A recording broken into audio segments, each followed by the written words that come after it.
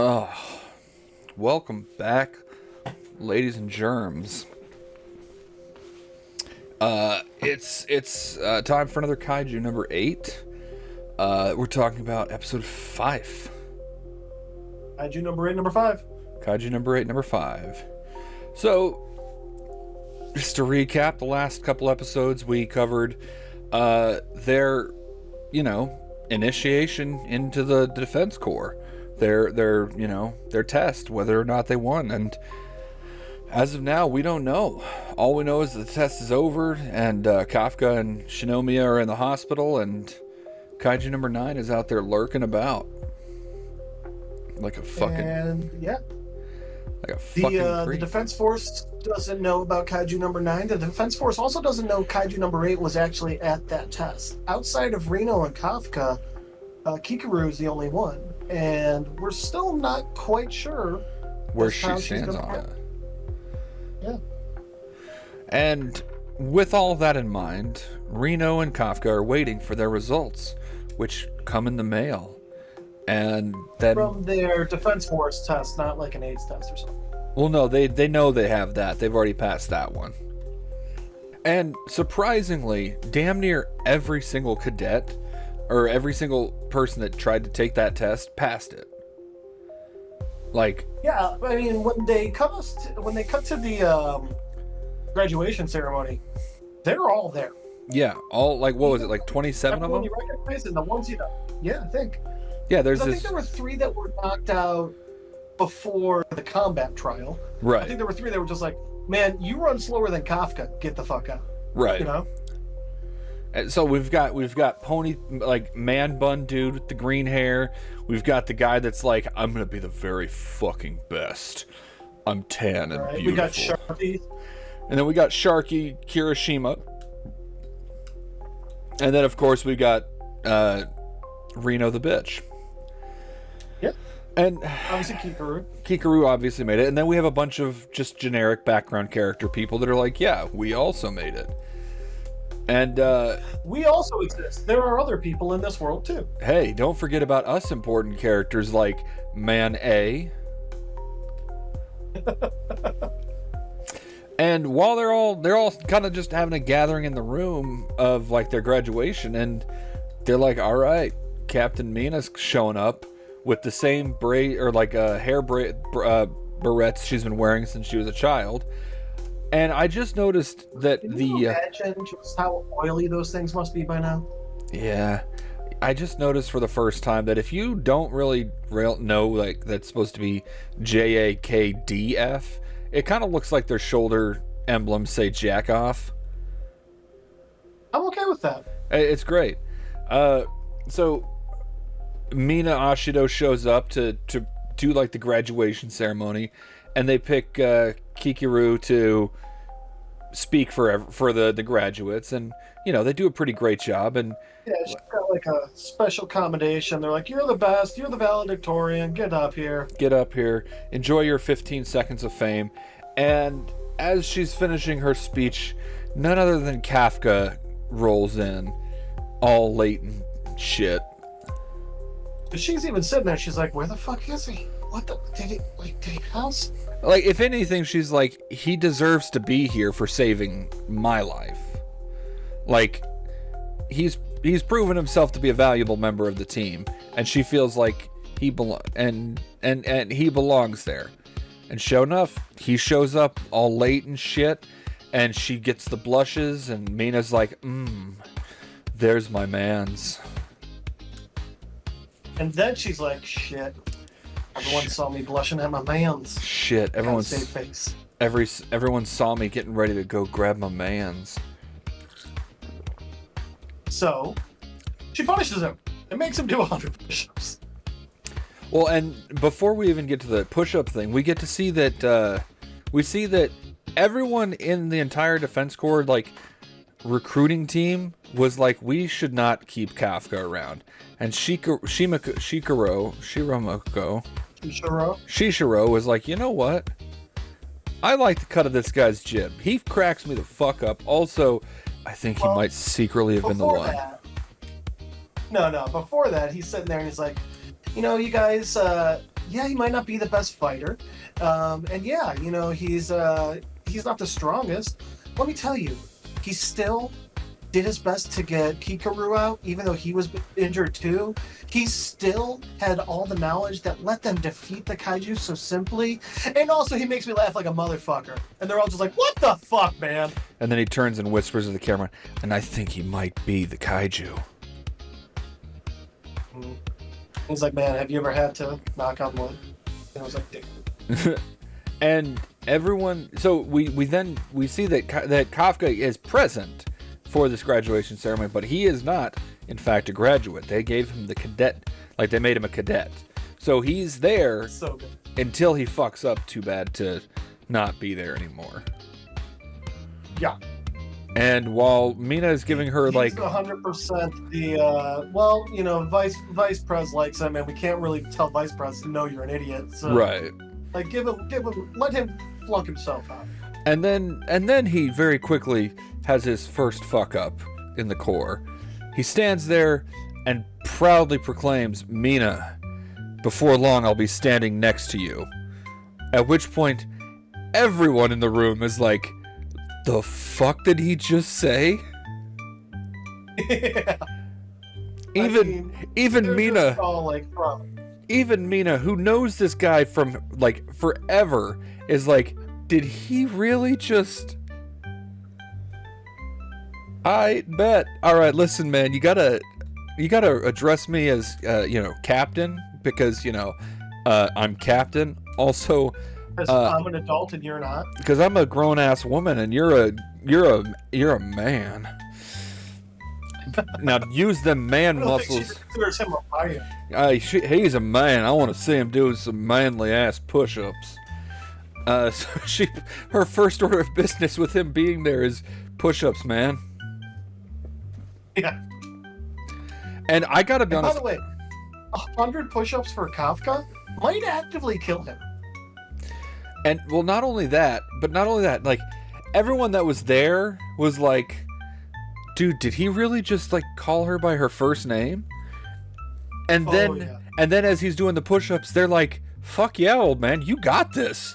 Holy shit, old man got this. He doing good. And I appreciate the camaraderie that they give to this entire core of people that are like, you look at them and you're like, man, there's no way in hell they're all going to get along. But somehow Kafka manages to win them over just by being a dumbass. Which has really been my plan all my life, and so far, I tricked you dumb shits. Yeah, no joke. Yeah, you dumb motherfuckers. Yeah, what are we going to do, though? He's smart. Not like me. I mean, come on, the possibilities are endless. I got a degree in reading books, man.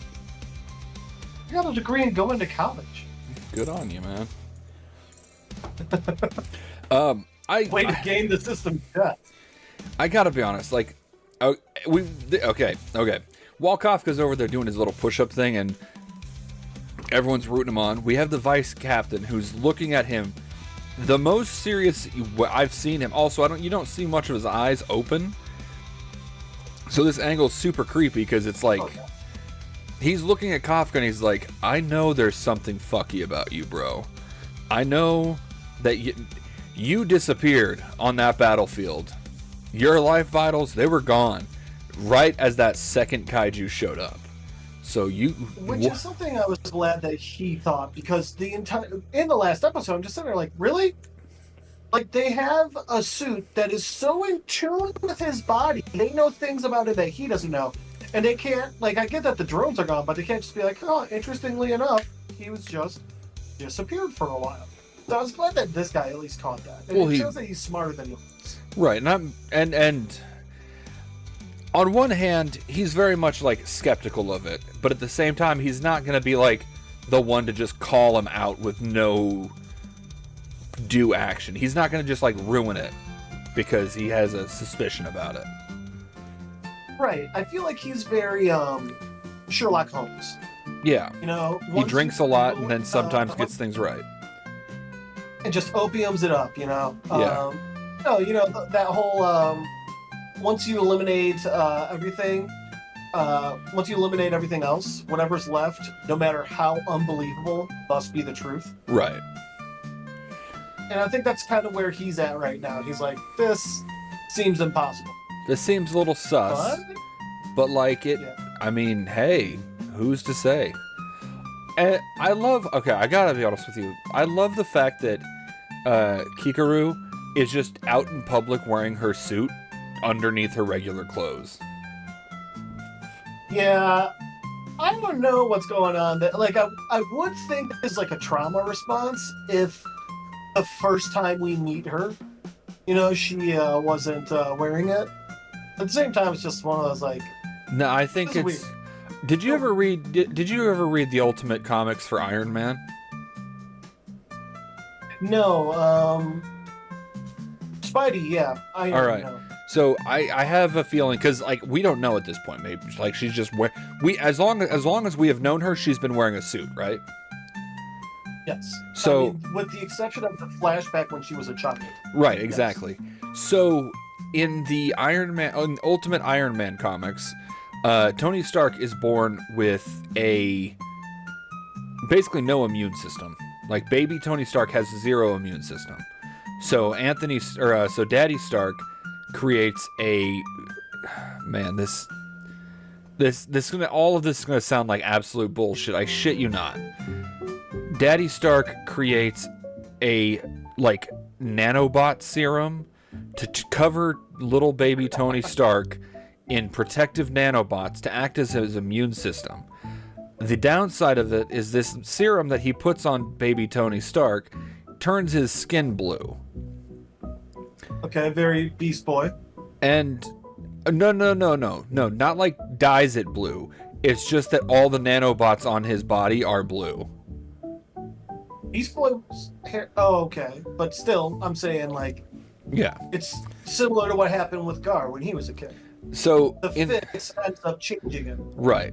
In addition to this immune system thing that they do, the nanobots are also designed to protect Tony from outward forces.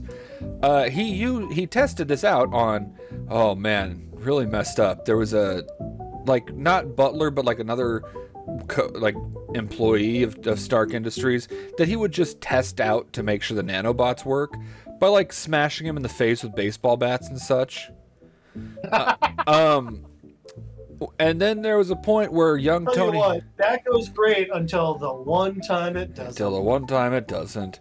Well, Tony makes his first friend when he's young, probably in his late tweens, in his tweens. He makes friends with James Rhodes because he finds James getting bullied, and he's like, "Hey, you shouldn't pick on him. Pick on me instead. I'll tell you what, you guys can smash my head into that brick wall as much as you want, just don't hurt Jim." And so the bullies smash his head through the wall. People hated on the Ultimate Universe a lot. Sometimes it makes sense. Yeah, they smash his head through the wall. Anyway, my whole point is what if this suit is the nanobots that are holding her... What if this is her immune system, is what I'm getting at. Like the wounds that she sustained in the battle, you mean? No. What if she's been wearing it since as long as we've known her? What if this is how she protects herself? Also, then again, we do know that she likes to hunt kaiju for fun, so maybe it's just so she's always ready to fight kaiju. Okay. Yeah, I think that makes more sense than little blue baby Tony Stark rules. It makes me even happier because it means that you just went off on that whole ramble for nothing. Yeah, so Kikaru is they're just out at a diner openly discussing the fact that he turned into a kaiju. And Reno's kind of like, "Hey guys, listen. I hate having to be the voice of reason, but I have to be the voice of reason because you two are dumb. Maybe don't talk so loud about this, Maybe stop yelling. Maybe stop yelling and throwing feet at each other, because you're going to draw attention to yourselves. You fucking children." Right.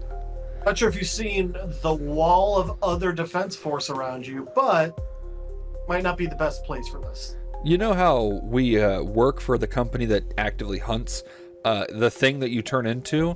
Maybe don't draw attention to the fact that you are the thing that this company hunts.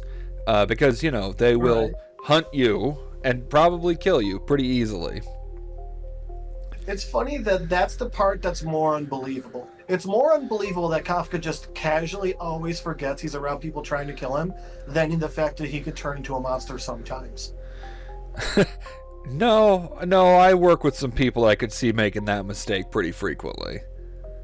The second most unbelievable thing is eyebrows. Yeah, no, I would say his eyebrows are like the most concerning part of all this. Oh yeah, 100%. Anyway, so now that our sweet baby boys have made it past their initiation, basically, they start training. Yep. Because that's what you do when there's nothing for you to do in this sort of like let's be real here, they are a military force. Like, it's not like there's no other way of describing this other than a military branch, right? Literally, they are they're the only line of defense that Japan has against kaiju. Right. They are sponsored by the government. They are given weapons. They're a military. They're a military branch, and they need to stay fine-tuned, so they have to train by shooting targets in an abandoned building zone. And I think it was a little weird, however, that it's just popping up little circle targets as opposed to like Men in Black, you know, when they had like the aliens popping up, and, the alien cutouts and the people popping up. Why did you think that little Susie deserved to die? I mean, she's walking around, a girl her age in this neighborhood with that type of book. Something just don't smell right about it, Zed. One thing I really appreciate about this episode is it really builds the camaraderie among the new officers. Because they do that best in the bathhouse scene.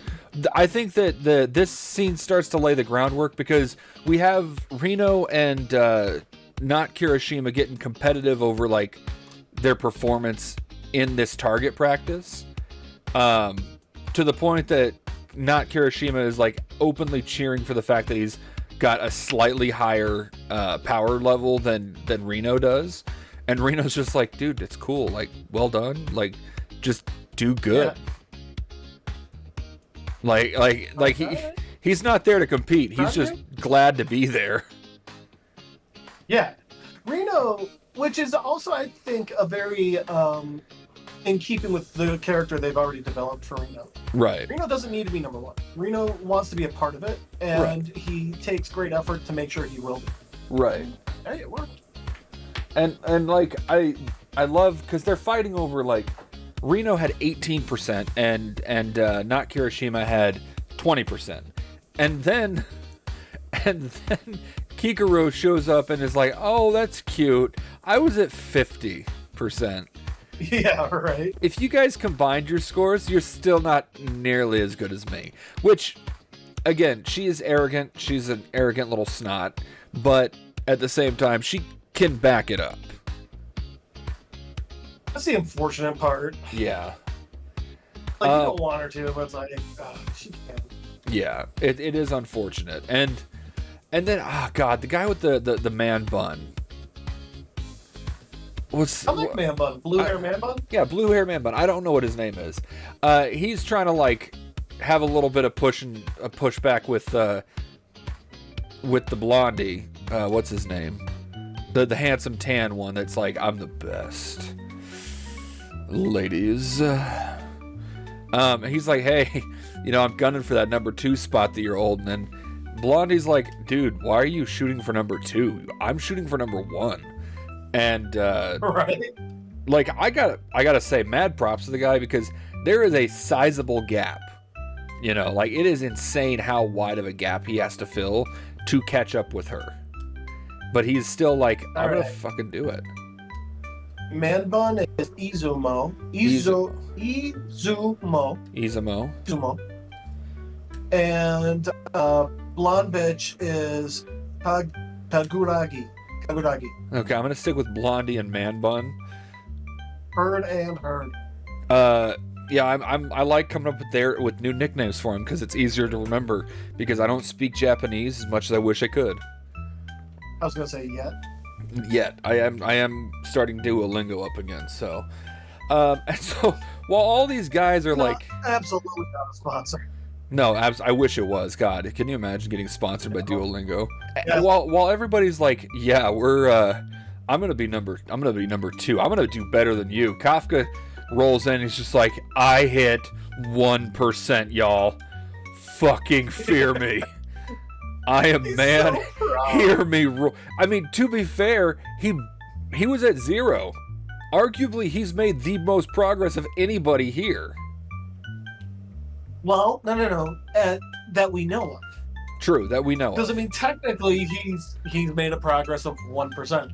We don't know if anyone else has made a progress of 1.1%. I'm looking at more of like, yes, you've improved by 2%, but that's like 2% of 8, or increase of 2% from 16 to 18 would be like a 1/8 increase on your power, you know? Whereas with Kafka, it's like he wasn't even on the scoreboard to begin with. So it's like duplicated. Yeah. No, it's like, okay, he finally figured out which ball to pick up. Right, exactly. So, you know, Kafka, he's working hard. He's doing his best. And then Lieutenant Captain Bowlcut is like, hey, Kafka, you're making good progress. Not fast enough, though, by the way. Pick it up, or you're gone. You have 3 months to get it up. What was it, like 10% that he said? I think so. Yeah, his exact quote was, Kafka, good progress. If you keep it up, we're going to kick you out. Yeah, if you keep up this progress, we'll kick you out. And everyone's just like, damn, all right.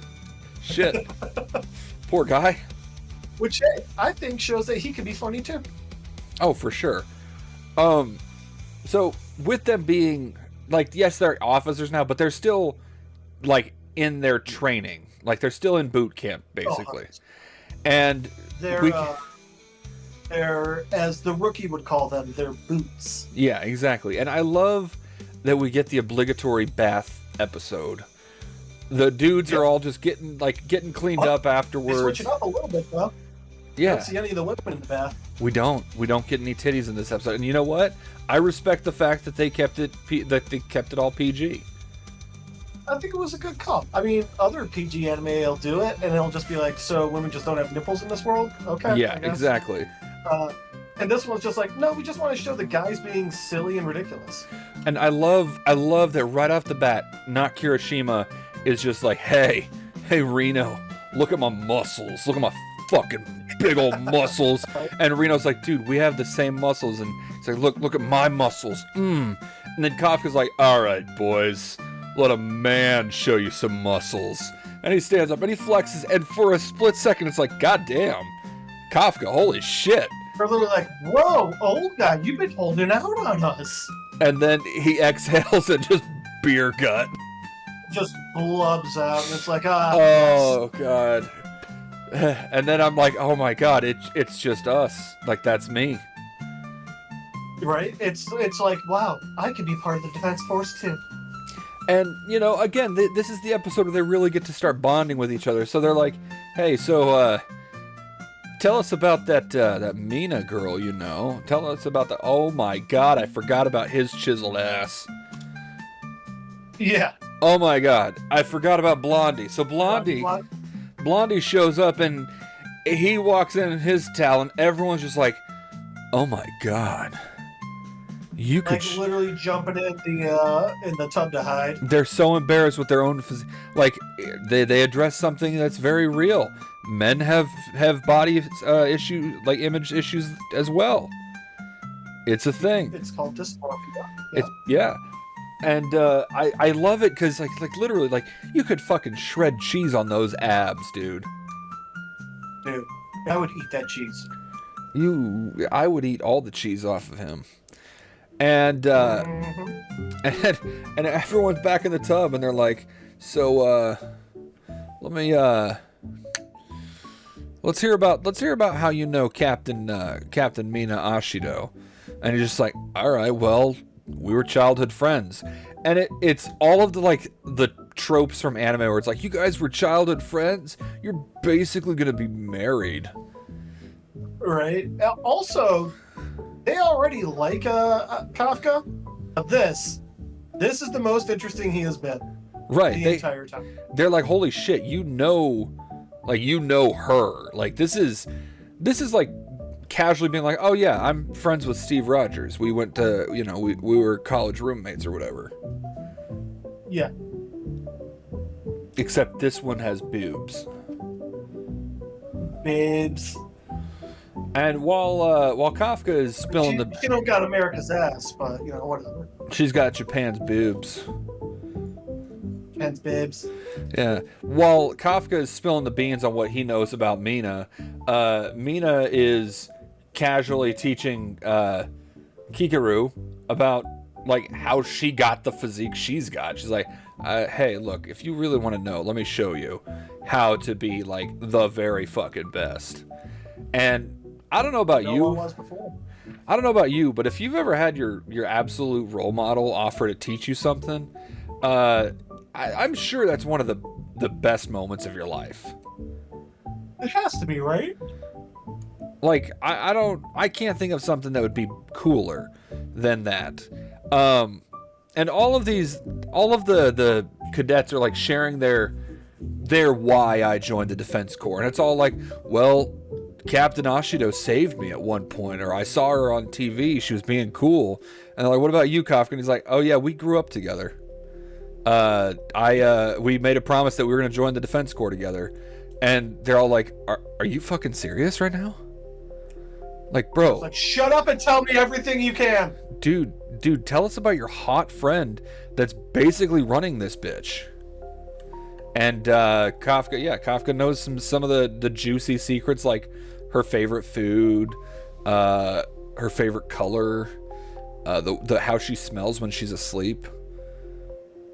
Yep, what the outside of her drapes look like. What her drapes look like from outside the window. How often she changes her locks and or arming code.